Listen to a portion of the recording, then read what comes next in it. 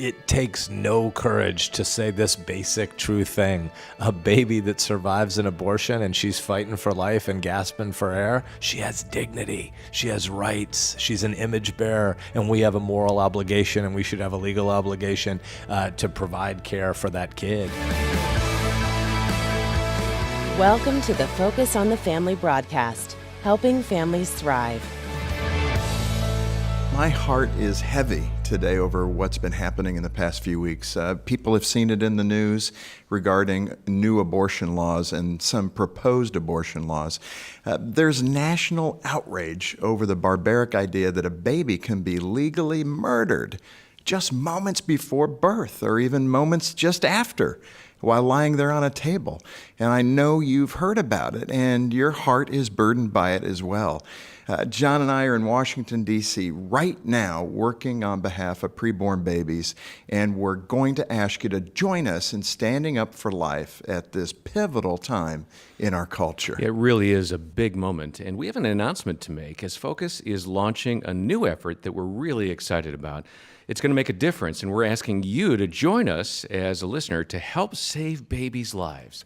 What we're planning to do is a live ultrasound in Times Square on the big screen for all to see right there in New York City on Saturday, May 4th. Now, we're in the planning stages, so we're pulling this all together. There's a few obstacles, but we are hoping that you can join us Saturday, May 4th. Be there in Times Square as we show the world what a third trimester baby looks like, fully formed. It will be a riveting moment, and I think it's great for us to be able to do this, Jim. We're going to have all sorts of details at focusonthefamily.com/pro-life. focusonthefamily.com/pro-life. We'll have a lot more information there on ways you can help. There's a declaration of life. We're going to ask you to go there and sign that. Join what we hope will be millions who say, I care about life. John, that's one of three things. I want to be really specific here. Go to that website, sign the declaration. We're going to present that to the White House and to Congress as hopefully a manifesto, people that are saying, here we are, we want to be heard. Secondly, plan to show up on Saturday, May 4th if you can do it. We want your presence there. And show everybody what a 4D ultrasound looks like. It looks like a baby picture, doesn't it, John? It does. You can go to the website and see that. And then lastly, we would encourage you to save a baby's life for $60. That's what Option Ultrasound can do and has done for the last 15 years. 425,000 babies have been saved. And I'll tell you what, I want to see 1 million saved. So join us. Give $60 to help save a baby's life. This is the time to make a statement. And again, the website is focusonthefamily.com/pro-life. Well, John, as I mentioned, we're in Washington, D.C. We're in Senator Ben Sasse's office to talk about those serious life issues. He is one of the staunchest friends that we have here in the Capitol, and I'm excited to talk to him. He's from the state of Nebraska. He's been helping to lead this charge for the last several years. He served in the U.S. Senate since 2015. And has recently reintroduced vital pro-life legislation in the Senate just last week. And we're going to talk about that. Senator Sasse, thank you for joining us. Thank you for coming in, and thanks for having me on the show. I grew up listening to Focus. So That's always good to be here. Man, we love to hear that. And tell me about your family. You have 2 kids, 3 kids? We have 3, 17-year-old daughter, 15-year-old daughter, pretty big gap, and then we have a 7-year-old boy. So we have 3 kids, and I'm one of the only commuting dads in the U.S. Senate. I live in Nebraska and come back and forth every week, and I bring a kid with me most weeks. So. Well, I think on behalf of the listeners, they would want me to say thank you for the sacrifice, because we know how hard it is to raise our kids. I mean, I got 2 teenagers, and all the time you can spend with them is so vital. So thank you for all of your family sacrificing for you to be here. Thanks. It's a blessing to be able to represent Nebraskans, and my kids live a weird sort of upbringing and schooling on the road, but they're blessed by it. Well, you know, you think about that. It's not just Nebraska, and we love Nebraska. We're right next to you there in Colorado. But with the topic we're talking about, life, you represent far more than just your constituency. You're representing babies throughout the United States and your Senate colleagues that are also pro-life, and we're grateful for each one of them. Let's get into it. What is going on? Last week, New York, Virginia, all the flap. Let's start there. New York. What is going on in New York? Well, it is a grotesque display you see in New York and Virginia. In New York, the governor actually lit up the World Trade Center in pink to celebrate this pro-death piece of legislation, which removed protections from babies as they're being born.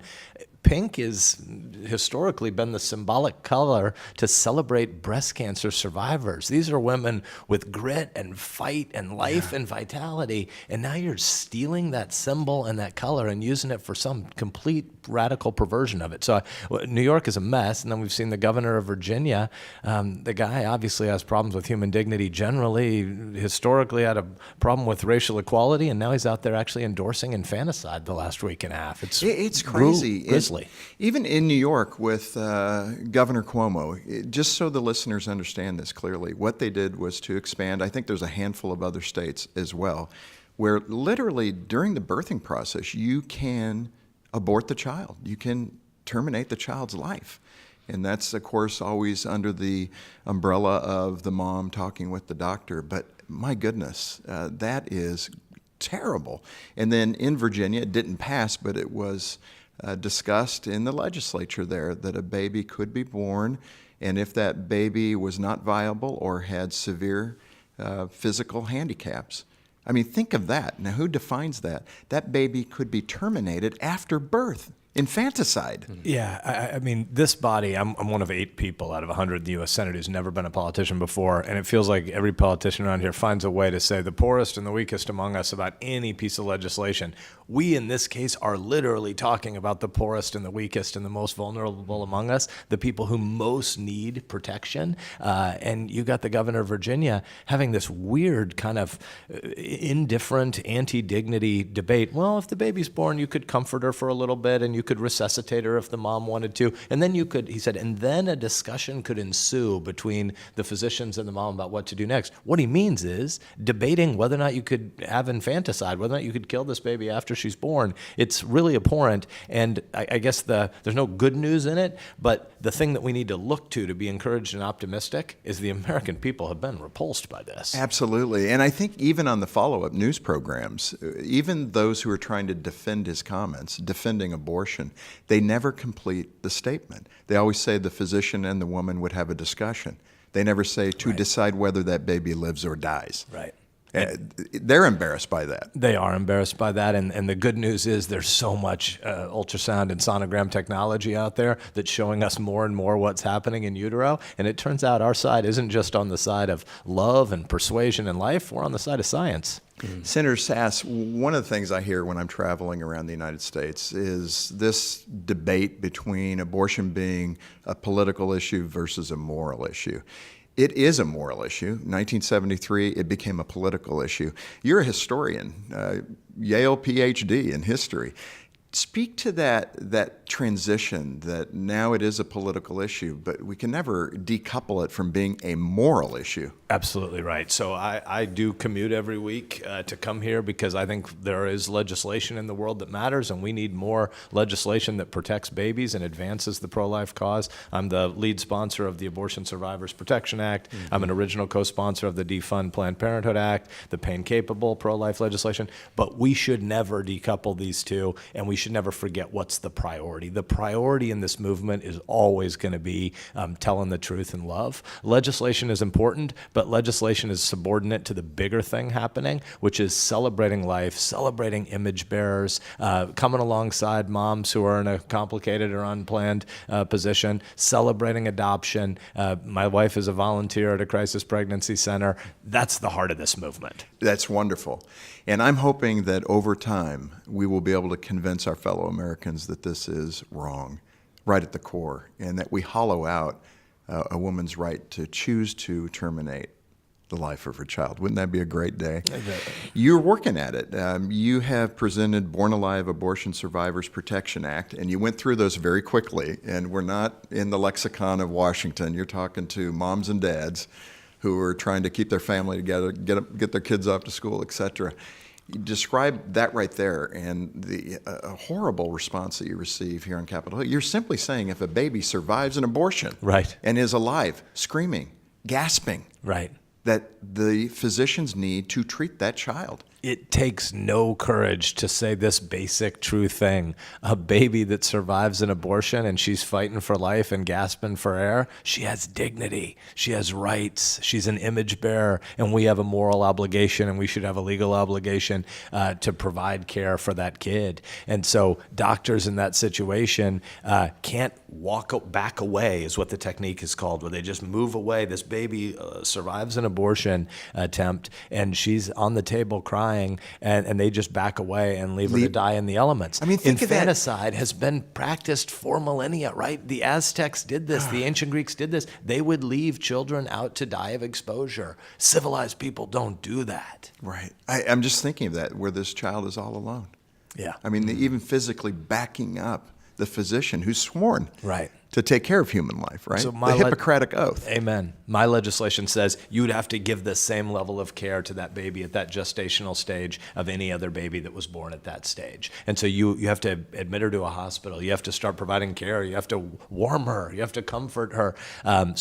This isn't complicated, and I tried to expedite this on the Senate floor by unanimous consent. There are two basic ways. I won't do legislative nerddom for your listeners, but there are two basic ways things pass the Senate. On recorded votes, she needs 60 votes out of 100 to pass something. That takes months to schedule and days of floor time to pass. Unanimous consent is the way the Senate does most of its business, which is you pass things 100-0 as senators negotiate in our offices to work out everybody's objection. And then somebody brings something to the floor and says, hey, I have 100 senators on board. Let's get this thing done. Let's do it fast. I tried to do unanimous consent to say, let's condemn infanticide. This isn't complicated, people. And sadly, we had a senator from Washington State who decided to carry water for the abortion and death industry, and she objected. So we're going to keep fighting through other paths. And I know you won't say it, but it was Patty Murray. And you do have to shake your head and say, what in the world is going on? Why can you not at least accept this in the big battle? Right. And she has her constituents. We get that. What were her objections, Senator? So I am, the most pro-life, or tied with a handful of other people here to be the most pro-life senators group and caucus in the Senate. But I get that there are people for whom there are lots of debates about abortion. This isn't actually about abortion. This is about infanticide. This is about a baby that's already been born. This is a baby that was born alive in a failed abortion. And their claim is that our legislation tries to do all sorts of things that are unnecessary because, quote, murder is already illegal in the U.S. Well, it is true that if you took a pillow and you put it on the face of that baby and you smothered her to death, that could be charged with murder. But the way these babies die in these born alive procedures is by the withholding of care, by leaving them cold and alone to die on that table. It is abhorrent. You don't kill a 12-month-old by leaving them out in the elements. You don't kill a 6-month-old by leaving them out in the elements. And when these babies survive an abortion, there shouldn't be any debate in our society that you provide care for those babies. Well, and that's one of the reasons we think doing this event May 4th in New York, in Times Square, is going to be a game changer. We just simply want to say, with the most positive of attitudes, here's a third trimester baby, and show the ultrasound of the baby.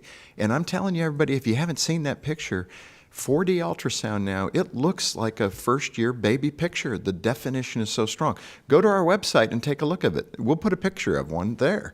And we just want people to really better understand what is at stake here. And I think it's going to be a great event, May 4th. I hope 1 million people could show up. That's what I'd love to see. Good on you for doing this. I grew up in the pro-life movement, and I remember the still images we would use to try to persuade people what a providential blessing these new technologies are. Young people are becoming more and more pro-life because they're the highest propensity people to have seen sonogram and ultrasound technology. And when you see these pictures, you say, oh, that's a baby. Well, technology is matching up with faith. Amen.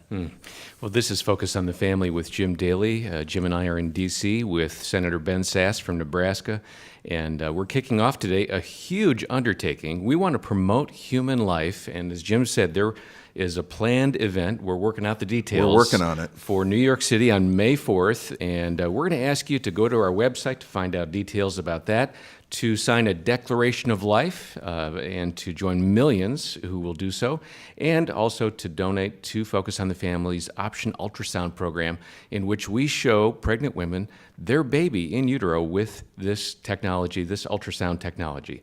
All the details at focusonthefamily.com/prolife.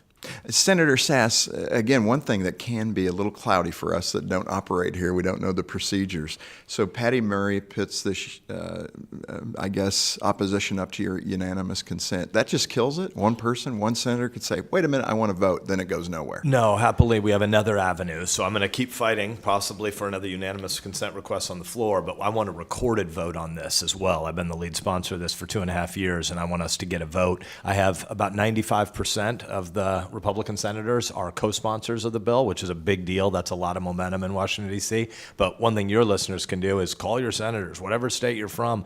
These Democrats should be getting on board with this bill as well. I mean, this shouldn't be a Republican versus a Democrat issue. No. Every American should be celebrating human dignity, and we need some Democrats to co-sponsor this bill as well. A lot of them would vote for it if they were forced to on the floor, but a lot of them don't want to admit to the abortion lobby that they would condemn infanticide. And so your listeners could call their senators and urge them to get on board with a piece of common sense, pro-life, pro-love, pro-science legislation. Yeah, and it's an excellent idea. We'll have that information. Details at the website. Yeah, that'd be great. Senator Sasse, going back to New York for a moment, I saw a statistic that more than half the babies, African-American babies, in that state are aborted. More than half. So that means less than half are actually born.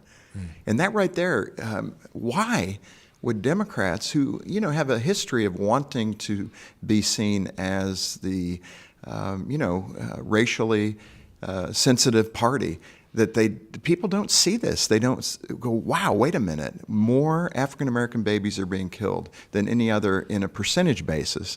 Why don't they see that? The history of the abortion movement is so nasty. Margaret Sanger, who was the founder of Planned Parenthood, was a vicious racist, and that movement has regularly had a bizarre utilitarian calculus about human dignity, where the powerful get to determine which lives have value. That's not what we Christians believe, and that's not what we Americans believe. We believe in universal human dignity. Every one of these babies is an image bearer, and you see racial selection, you see gender selection, you see attacks on babies that have Down syndrome in the selection going on in the abortion industry and in the abortion lobby. And I think as more Americans come to understand these horrible phenomenon, I think the country is going to continue to become more pro-life. In the original 1973 Roe v. Wade decision, Justice Blackmun in the majority, he made a comment, and this is debated, and I'm not a legal scholar, but he made a comment basically saying that if science can inform us a little more insightfully when life begins, or maybe he didn't use the term viability, but kind of that's the impression, we may need to relook at this law. That's the general feeling of what he was expressing. Are we not there now at this point, almost 50 years later, that we can take ultrasound, we can look into the womb? It's not a blob of tissue. The heart is fully developed within a few weeks of conception, and fingerprints and all those things that happen so quickly. This is an individual human being. You're right, Jim. I mean, you look at what's happening in the technology and our ability to see into the womb and see the knitting together that's happening, and you feel intuitively what you know rationally by science, which is that is a unique baby with unique DNA. And America, in so many things, we lead human rights. On this one, we are a back end of the parade, because the world is becoming more pro-life because of this science. Out of 200 nations in the world, we're one of the 4 countries that allows the late-term, third trimester abortions. We're in a class of countries we don't want to be with. Name North Korea, Vietnam, and China are the only other places that have this little regard for babies. 196 of 200 other countries say, whoa, we're not going there. That's a life, that's a baby, that has she has dignity. America needs to catch up here. Think of that class again. I want to make sure people are hearing this. North China, Korea, Vietnam, and China. We're with that group of human rights abusers right now in the way we treat our babies. That is breathtaking. I can't believe it. I know in Florida, I've been down there many times, and a big hello to all our supporters in Florida. But some have made that comparison. If you live on the beach in Florida, when turtles are laying their eggs, you cannot turn the outside lights on. We're giving more protection to a turtle egg than a human baby. What?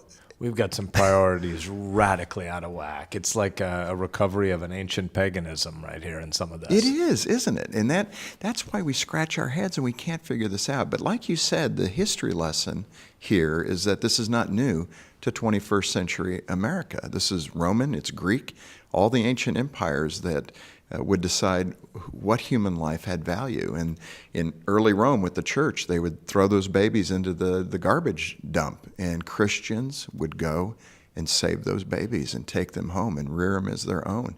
That was the character of the early church, wasn't it? That's right. I mean, I don't want to paint with too broad a brush about what motivates everybody in the pro-abortion movement, but some of them really are influenced by people like Peter Singer, the ethicist or anti-ethicist at Princeton, who has a utilitarian view of life. And unless somebody is going to add a lot of economic value in the world, then potentially they don't have dignity. Happily, America was founded on an idea of universal human dignity, that people who are created imago Dei, people who are created in the image of God, have dignity because our Creator gave us that dignity. And government isn't the author or the source of those rights. Government's job is to secure those rights. And you see lots of people out in America, lots of listeners today on your program, who are the people coming alongside those women in a distressed circumstance saying, hey, we want to help you. We love you. We're pro-mom and we're pro-baby. There are lots and lots of people waiting in line to adopt. Well, and I had the privilege of speaking at so many pregnancy resource centers around the country, in Nebraska, your home state, and in many other states.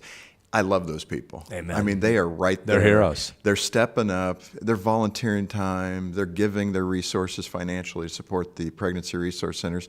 I've heard so many great testimonies of these 17, 16, 25-year-old girls who are in not a good situation, unplanned pregnancy, what have you. And I think the number is somewhere around 59% of abortion-minded women, if they can get the counseling and see the image of their baby, that makes all the difference. And 59% will choose life at that point. Wonderful. That's what we need to create in the United States, rather than a culture of death, a woman choosing death for her baby. Adoption is another option. But we need to continue to encourage women to think in that way, right? Yeah, and we need to reduce the barriers to adoption. I heard from a Nebraska mom this week. She said, it's so easy in our culture to get an abortion, and it's so hard to get an adoption. We had a kid here that I invited to the State of the Union address, President Trump's State of the Union address last week, a 17-year-old kid named Noah Lambrecht, who had the umbilical cord tied 3 times around his neck when he was born, wasn't supposed to live. This couple in Nebraska that adopted him. This kid has persistence, he has grit, and he's got lots of medical challenges, many heart surgeries, missing most of his lung capacity. He went out for the cross-country team, and all the other kids in all the neighboring schools now, when Noah is the last guy coming in from a cross-country race, the leaders who finish the race, they go back and run with Noah as the final tribe coming in, and they unite all the schools together to celebrate this kid's grit and persistence. And it's really a celebration of a mom and a dad who said, that kid has worth. Again, the kids get it better than the adults. They understand. What a beautiful display of loving your neighbor. Hear, hear. Isn't that great? Well said. Let me ask you about this past week. We've been here for the National Prayer Breakfast. The president spoke there. Of course, that was on the heels of the State of the Union address. Probably one of the foremost expressions of pro-life in a president ever, even more than Reagan, when you look at it.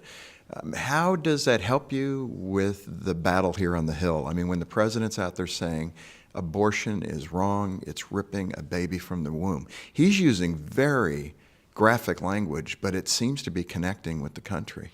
And I would also give the president kudos for the judicial nominees he's been making. As we've said multiple times through the course of this program, the center of the pro-life movement is not Washington, D.C. It's not power. We need more legislation. We need better legislation. We need to protect babies. But the center of the movement is in your neighborhood and in your church and in the crisis pregnancy center down the street. But the most important thing that needs to happen in Washington for the long term of not just the pro-life movement, but the religious liberty movement, is to see good judges on the bench who wear a black robe, who don't think they're a partisan wearing a red or a blue advocacy jersey, but they're there to be a judge. And the president has picked some really great people for the bench. I went on the Judiciary Committee to fight for the confirmation of his judges, and in 2017, 2018, we set an all-time record for number of appellate judges confirmed. That's outstanding work, and I agree with you. That's where the battle is the courts. I think many people voted for this president based on that issue. You know, moms and dads are listening. Faithful Focus on the Family listeners, Senator Sasse. And the question is, how do you deal with this? How do you, I mean, you're a great guy. You have kids. You're just like my neighbor. But you're a senator. There's more expected out of you. How do you deal with being in this city where it seems so hopeless at times? Well, you don't forget that we all have a bunch of different identities, and you don't want to get them rank ordered wrong. So I'm a Christian, and I'm a dad, and I'm a husband, and I'm a Nebraska football addict. I'm temporarily a politician. I'm a Republican, and I'm a conservative. But the heart of my identity is not being a U.S. senator. My knowledge of the fact that I'm a lawbreaker and I need Jesus to impute his righteousness to me, that's the center of my identity, and my duties start at being a husband and being a dad. And because those things are rank ordered higher than being a senator, this is a great calling to love your neighbor and try to live a life of gratitude. But this is a term limited calling, and you get to go back home, and Nebraska is where I want to be most of the time. So the city isn't that complicated if you don't think you have to live in the swamp forever. You just come in here to do your duty and get back home. Well, that is so beautifully said, and we are so blessed to have you as a senator for all of us, not just our great friends in Nebraska. So thank you for being with us. Thanks, Jim. Good to be with you guys. What a terrific conversation we've had, Jim. And I just want to remind our listeners what we've said a couple of times now. We're planning a major event on May 4th for our listeners to be able to make a stand for life. We are. It's going to be in Times Square. We're going to do, hopefully, a third trimester ultrasound right there on the big screen. That's the goal. And we want to invite moms and their kids. Dads come too. And just get as many people out there in Times Square to say, we are pro-life. We are for the child and the mom. And I think it's going to be a great event. And in addition to that, we want you to sign a declaration for life that we have at our website. We're going to deliver that to the White House to say, here are hopefully tens, if not hundreds of thousands, maybe millions of signatures of those who have declared we stand for life. And then also, we want you to pray and consider supporting the effort here. You know, for the last 15 years, we've been doing option ultrasound. We've placed almost 1,000 machines around the country, a couple even internationally. We know the metrics. It's $60 to save a baby's life. And an abortion cost, I think, on average, like $600. Think of that. $60 to save a baby's life. Will you help us do that? I'm begging you on behalf of that child and that mother. Let's demonstrate that we are pro-life and help these moms make a choice for life. Yeah, and the website for all this information and your opportunity to donate to Focus on the Family is simply focusonthefamily.com/pro-life. Now, if you'd prefer, give us a call, and we'll be happy to tell you more, send resources, and our number is 800, the letter A and the word family, 800-232-6459. Well, on behalf of Jim Daly and the entire team, thanks for listening today to Focus on the Family. I'm John Fuller, inviting you back tomorrow as we once again help you and your family thrive in Christ. Hey, this is John Fuller, and thanks so much for watching today. Learn more about Focus on the Family over here, and then click this link to learn more about our Sanctity of Human Life resources. We have a lot of great stuff there. Finally, subscribe to our YouTube channel for more great content like this.